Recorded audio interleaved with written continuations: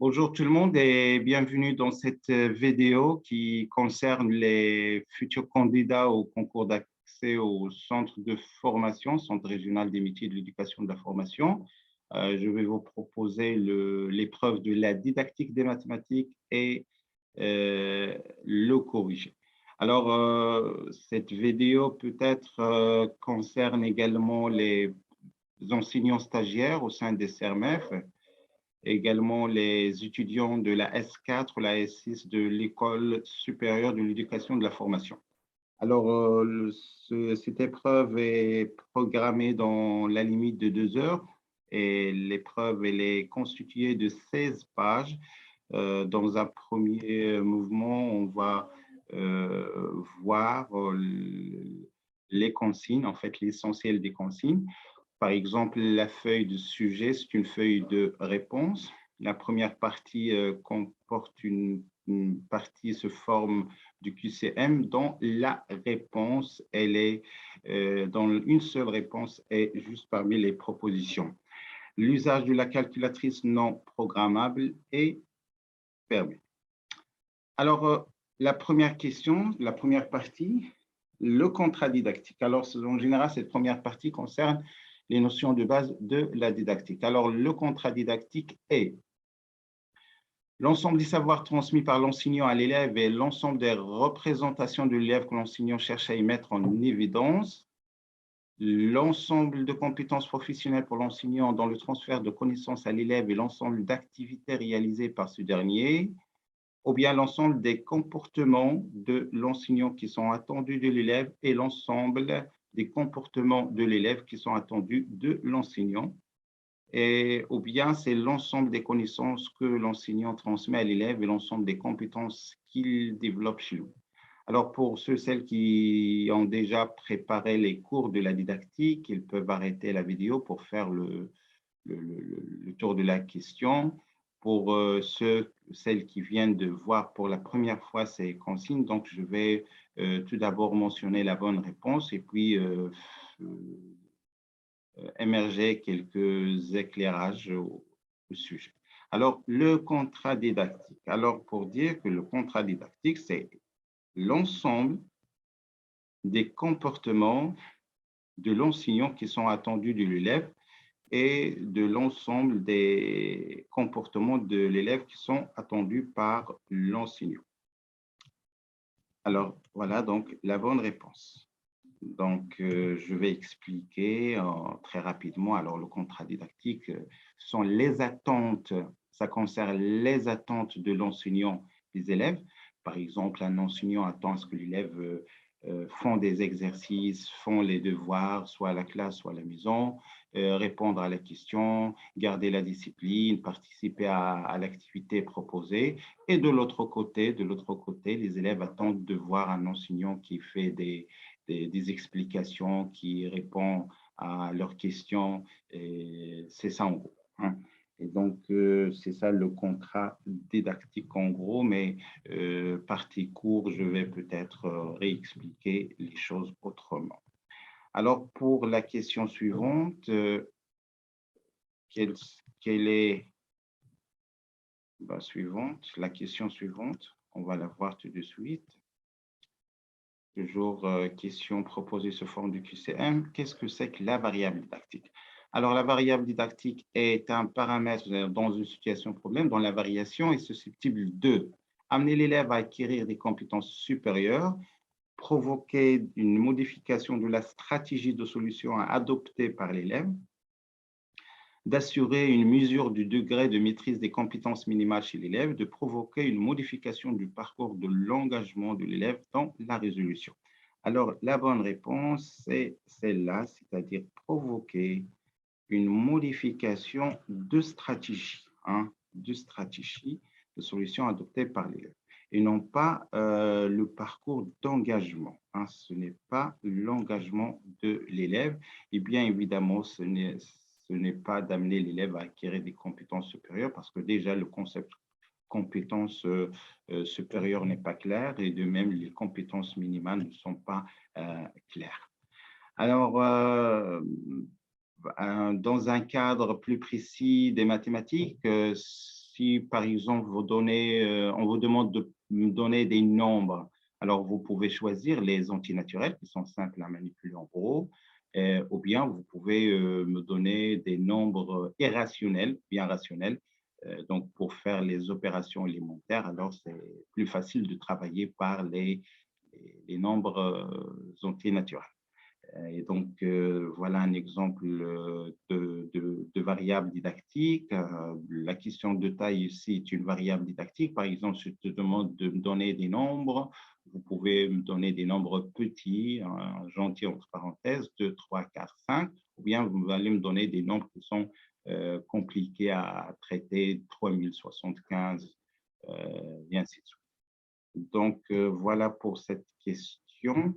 La question 3, qu'est-ce que c'est qu'un obstacle épistémologique? Alors, très rapidement, l'obstacle, c'est une contrainte, mais épistémologique, ça concerne l'histoire des sciences. Hein, l'histoire des sciences.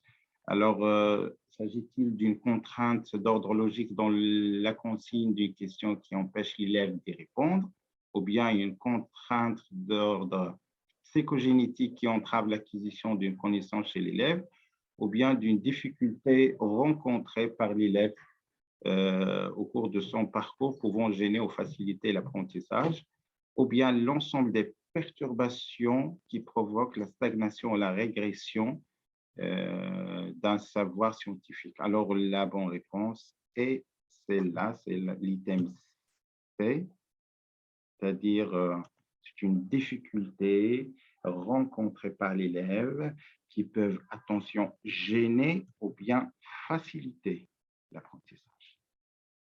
Gêner ou bien faciliter l'apprentissage. Ce n'est pas du tout un blocage, donc il peut bien faciliter donc, d'ordre logique, ça concerne la logique mathématique, bien sûr, donc ce n'est pas ça. Psychogénétique, ça veut dire qu'il y a une relation, par exemple, avec l'âge de l'apprenant. Par exemple, pour un enfant, on ne peut pas citer les théorèmes de l'algèbre qui ont un statut abstrait parce que génétiquement, l'abstraction, ça dépasse son âge. Question suivante. La transposition didactique, est-ce que c'est un processus selon lequel un savoir savant se transforme en un savoir à enseigner, ou bien selon lequel s'établissent des règles de la relation pédagogique entre enseignant et élève, ou bien c'est la transmission du savoir en classe avec la participation centrale de l'élève, ou encore la construction d'un savoir chez l'élève. Alors, la bonne réponse est bien celle-là. A, ça veut dire le processus selon lequel un savoir savant se transforme en un savoir enseigné. Donc, une explicitation très facile de la chose, c'est que, vous savez, les livres scientifiques des théories mathématiques, ça c'est un savoir savant, hein, mais dans le cadre scolaire, on facilite, on trouve des transformations, on fait un effort pour faciliter la tâche dans un cadre scolaire. Donc, on appelle ça la transposition didactique. Qu'est-ce que c'est qu'un concept socio-cognitif? Alors, déjà, le conflit, c'est en quelque sorte un problème, un obstacle. Et puis, il y a socio, c'est en relation avec le groupe, avec la société. Et enfin, cognitif avec le savoir, quelque chose d'intellectuel, quelque chose de, de réflexion. Alors, pour vous donner l'explication de concept, c'est, on va chercher là où il y a le mot social, donc C2 contient ce concept également, l'interaction sociale entre individus et groupes dans le processus de construction de savoir, ou bien ce sont les différentes attitudes sociétales envers l'importance de la connaissance. Alors, la bonne réponse est bien C. Alors, je vais expliquer. Bien sûr, dans une classe, il y a un groupe et ce groupe, c'est une petite société et pour nous, c'est une clé pédagogique de poser une question et attendre la concurrence qui s'exprime naturellement entre les éléments de ce groupe. On appelle ça un conflit socio-cognitif. Question suivante, la trame conceptuelle Elle permet à l'enseignant, bon, la trame, c'est une sorte de carte, hein, c'est une sorte de carte d'un organigramme, si vous voulez, un plan également, si vous voulez, hein, qui permet l'assimilation d'un concept enseigné ou bien de prévoir la façon raisonnée d'une progression, ou bien d'anticiper les erreurs des élèves, ou bien de connaître des questions prospectives des élèves. Alors, la bonne réponse, c'est B, et donc, c'est une trame conceptuelle, ça concerne une façon raisonnée d'une progression pédagogique. Alors, on peut parler aussi de la trame conceptuelle pour un élève. C'est quand vous posez, par exemple, le concept de fonction, à côté, vous mettez ensemble de définitions, continuité, limite, interprétation graphique de limites, branche parabolique, et ainsi de suite. C'est une sorte d'un résumé sous forme d'une carte, hein. Mais pour l'enseignant, ça lui permet d'imaginer, de planifier une progression pédagogique, par exemple, de sa leçon. Les manuels scolaires, elles sont un outil d'apprentissage. Attention, il faut bien faire attention à ce concept parce que l'apprentissage, directement, c'est quelque chose qui concerne l'élève. Et donc, la bonne réponse est bien B, hein. On va voir que pour la question suivante, regardez, les manuels scolaires, c'est un outil d'enseignement-apprentissage. Et donc, enseignement-apprentissage, ça concerne l'enseignant. Alors, s'agit-il, l'objectif, c'est un outil pour mettre en œuvre les programmes scolaires seulement, hein, ou bien les directives seulement, ou bien les deux, hein, les programmes et les directives, on appelle directives pédagogiques, parfois orientation pédagogique, sans se substituer à eux, ou bien et se substituer. Alors, se substituer, ça veut dire tout simplement on ne peut pas travailler de l'un sans l'autre, hein. Et bien évidemment, vous savez que la première page de chaque chapitre d'un manuel scolaire, elle contient les contenus à enseigner, accompagnés des orientations pédagogiques ou bien des capacités attendues plus particulièrement.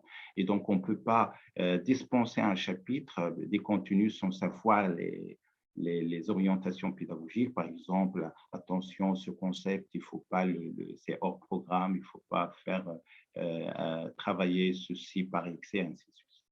Ça s'installe dans le cadre des orientations pédagogiques. Alors, la bonne réponse, eh bien, c'est là parce que intimement lié, dire contenu mathématique avec les orientations.